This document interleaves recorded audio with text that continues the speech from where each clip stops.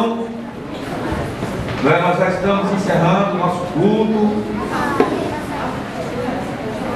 Mais alguns minutos. Atos, capítulo 2.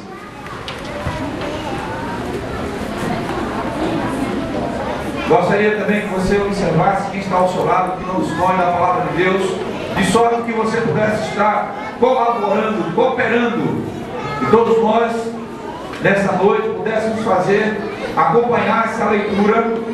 Atos, capítulo 2, versículo 42 a 47. São versículos que todos nós já conhecemos e sabemos muito bem a informação que ele nos passa. Todos já encontraram? Todos já encontraram, irmãos? Bom, isso é bom. E eu quero convidar você também a fazer parte da escola bíblica dominical e dos cultos de quarta-feira, que é a nossa escola de crescimento. É onde a gente também desenvolve, a manusear também um pouquinho mais rápido a Bíblia. Atos capítulo 2, versículo 42 a 47.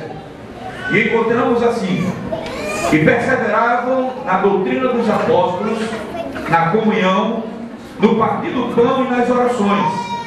Em cada alma havia temor, e muitos prodígios e sinais eram feitos por intermédio dos apóstolos. Todos os que creram estavam juntos e tinham tudo em comum. Vendiam as suas propriedades e bens, distribuindo o produto entre todos, à medida que alguém tinha necessidade. Diariamente perseveravam unânimes no templo, partiam pão de casa em casa, e tomavam as suas refeições com alegria e singeleza de coração, louvando a Deus e contando com a simpatia de todo o povo. Enquanto isso, acrescentava-lhes o Senhor dia a dia os que iam sendo salvos.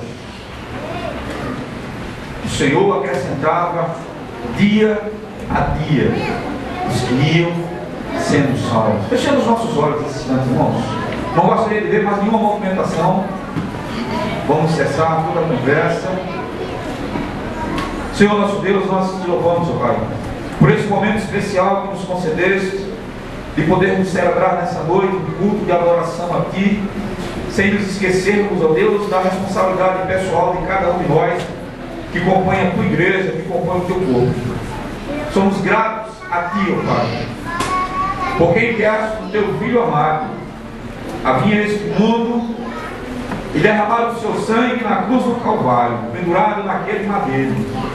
É aquele sangue derramado, puro, que transforma as nossas vidas. Aspergido em nós, temos paz contigo. Celebramos a vitória do Teu Filho Jesus na cruz do Calvário diante da morte. E seguimos o exemplo que Ele nos deixou e a convocação que Ele fez à sua igreja de avançar nesta terra, levando a palavra de Deus, pregando, ensinando, batizando, para que as pessoas possam ter oportunidades de conhecer. Te agradeço, Senhor, por cada vida que passou por esta porta. Elas são especiais para Ti. Muito obrigado, meu Deus. Queremos te pedir também por aqueles que não puderam estar conosco. Visita o Senhor, derrama da Tua graça e da Tua misericórdia. É o que nós te pedimos, te agradecemos nesse instante. Amém.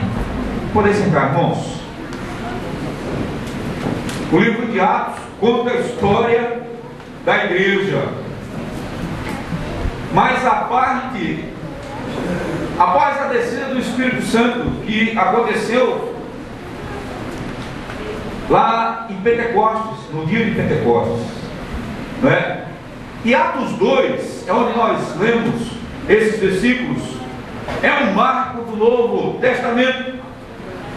Nós podemos ter uma visão panorâmica a respeito do crescimento da igreja, baseando-se apenas, através do Novo Testamento, no livro de Atos. Poderíamos passar a noite toda falando sobre o que Deus fez com aqueles homens ali, com aquele grupo de homens, de mulheres que o serviam, em cumprimento à sua promessa, lá no livro de Atos, capítulo 1, versículo 8. a promessa da descida do Espírito Santo. Mas dentro de uma visão panorâmica a respeito da igreja, nós podemos citar a promessa que foi feita aos discípulos antes da sua ascensão, lá em Atos 1, versículo 8. Podemos também ver o cumprimento dessa promessa, a descida do Espírito Santo, lá em Atos 2, versículo de 1 a 4. Podemos ver também o crescimento da igreja de Deus de forma assustadora e explosiva, onde com apenas 120 homens e mulheres que constituíam os membros fundadores daquela igreja. Nós não sabemos na realidade onde é que eles estavam, onde é que eles se reuniam, mas de repente nós podemos ver uma pregação do apóstolo Pedro, onde ali, movido pelo Espírito Santo de Deus, mais de 3.000 almas se renderam aos pés de Cristo.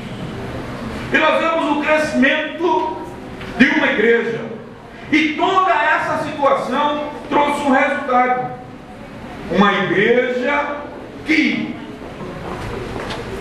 perseverava na doutrina dos apóstolos, como vemos lá no livro de Atos, no capítulo 2, versículo 42. Perseverava na doutrina dos apóstolos, ou seja, havia um só entendimento, havia uma só palavra sendo pregada, era a palavra de Deus, e ela era recebida. A igreja crescia justamente por isso, porque não se alimentava mais de nada, nenhum conceito humano, mas só da palavra do Senhor. Outro aspecto importante que nós podemos encontrar aqui nessas missões é justamente de que eles eram unânimes na comunhão. Eles tinham unidade, era um só pensamento, era um só ideal, era um só propósito, tinham comunhão, respeitavam-se mutuamente, a igreja avançava. Outro aspecto importante que nós encontramos aqui nessa lição é de que eles estavam sempre unidos com um propósito na oração. E nós vemos a maior dificuldade, irmãos, em todas as igrejas, é a comunhão na oração. Parece que nós deixamos sempre a segundo plano, a segundo modo, esse instrumento tão poderoso que toca o coração de Deus, que se chama oração. E nós deixamos, às vezes, tanto em segundo plano, que não damos o devido valor. Os cultos de orações por aí, os cultos de oração, e a escola bíblica dominical, onde o cristão aprende a crescer, a manusear a palavra de Deus, a ser um verdadeiro cristão, tendo as bases bíblicas, são deixados sempre em segundo plano, e até chega o cúmulo que nós vemos em algumas igrejas que não existe mais esse momento. Os cristãos lá, eles levavam a sério, eles perseveravam na doutrina dos apóstolos. Perseverar, irmãos, é aceitar, é seguir, é respeitar. Eles tinham um período de comunhão, estavam sempre unidos na oração, e com isso havia algo tremendo, que diz que perseveravam na doutrina dos apóstolos e na comunhão, no partir do pão e nas orações, e em cada alma havia temor, e muitos prodígios e sinais eram feitos por intermédio dos apóstolos. O que nós encontramos como resultado disso é que havia uma manifestação poderosa do Espírito Santo de Deus, trazendo cura espiritual, cura física, mudando o caráter, mudando situações, porque a igreja estava ali unida. O versículo fala também a respeito de objetivos. Eles tinham os mesmos objetivos, estavam sempre juntos, e eram esses objetivos que os mantinham unidos. Outra coisa que nós podemos encontrar também é que havia ali socorro. O socorro estava presente. A igreja ali estava passando por situações, e cada irmão que tinha uma necessidade era socorrido imediatamente, era apoiado. Outra lição que podemos extrair daqui é de que aqueles irmãos, eles estavam constantemente no templo, um lugar de reunião, um lugar de encontro, um lugar da comunhão, um lugar onde o Senhor derrama a sua bênção, ordena a sua bênção, ao templo. São coisas hoje que são lançados, pensamentos que são lançados contrários a esse ensinamento, que não é bíblico, que você pode adorar a Deus em qualquer outro lugar. O templo é o local onde o Senhor derrama, ordena a sua bênção. Aqueles irmãos estavam ali no templo, constantemente no templo. Outra lição é que havia entre eles uma união tão forte, um amor e um respeito mútuo tão presente, que esse comportamento de cada um daqueles irmãos contaminava aquela sociedade. Diz a palavra de que a sociedade, eles se agradavam com a presença ali dos cristãos. Era algo que chamava, e o Senhor Jesus já deixou isso bem claro: vós sereis conhecidos pelo amor que tiveres uns com os outros. É a contaminação do poder de Deus em relação à sua palavra. É um gesto de amor, é um gesto de carinho, de respeito, é um gesto de socorro. Então os irmãos ali, o comportamento deles era esse, e isso saiu das quatro paredes e atingia aquela comunidade.